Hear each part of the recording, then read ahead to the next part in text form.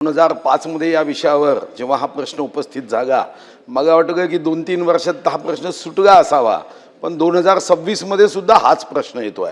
माननीय मुख्यमंत्री महोदयांना माझा साधा प्रश्न आहे की मंत्रालयात बसणारे विधी तज्ञ कायदे बनवल्यावर सुद्धा त्याच्यामध्ये उणिवा शोधणारे, त्याच्यामधून वाट काढणारे लोक आहे। तर आता पुढचा कायदा करणाऱ्यांना त्यांचीच एक समिती केली जाईल का? प्रश्न 1। नंबर 2 म्हणजे उणिवा चोर वाटा ते सांगतील। नंबर 2 सुप्रीम कोर्टामध्ये जाऊन आपण या कायद्याच्या संदर्भात आतापर्यंत 5दा पराभूत झालो। तर मग माझा दुसरा प्रश्न आहे की सुप्रीम कोर्टचे जे रिटायर्ड जज आहे त्यांना मानधन म्हणून 1-1 कोटी रुपये देऊन त्यांच्याकडूनच कायदा केला जाईल का? म्हणजे पुन्हा हा कायदा तोडण्याची हिम्मत कोणी करणार नाही, चोर वाटा काढणार नाही, उणिवा शोधणार नाही।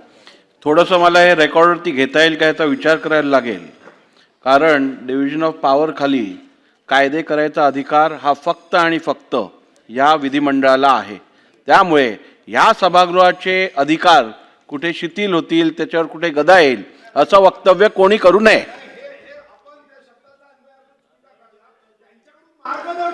हा, मार्गदर्शन सुधीर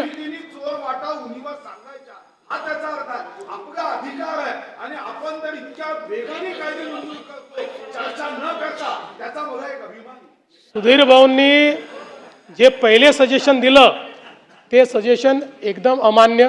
याचं कारण त्या सजेशनचा अर्थ असा आहे की चोरी वाढून राहिली म्हणून चोरी कशी बंद करायची याकरता चोरांची समिती तयार करा। अशी समिती अंधेर नगरी चौपट राजामध्येच तयार होऊ शकते, ती या राज्यात तयार होऊ शकत नाही। दुसरं जे सजेशन त्यांनी केलं आहे त्यात कायदे तज्ज्ञांचा आपण मदत घेऊ, पण सुधीर भाऊ शेवटी जो आपण कायदा केला तो आपण सुप्रीम कोर्टात टिकवलेला आहे। त्यामुळे आता कायदा नाही अशी परिस्थिती नाही आहे, तो कायदा टिकलेला आहे।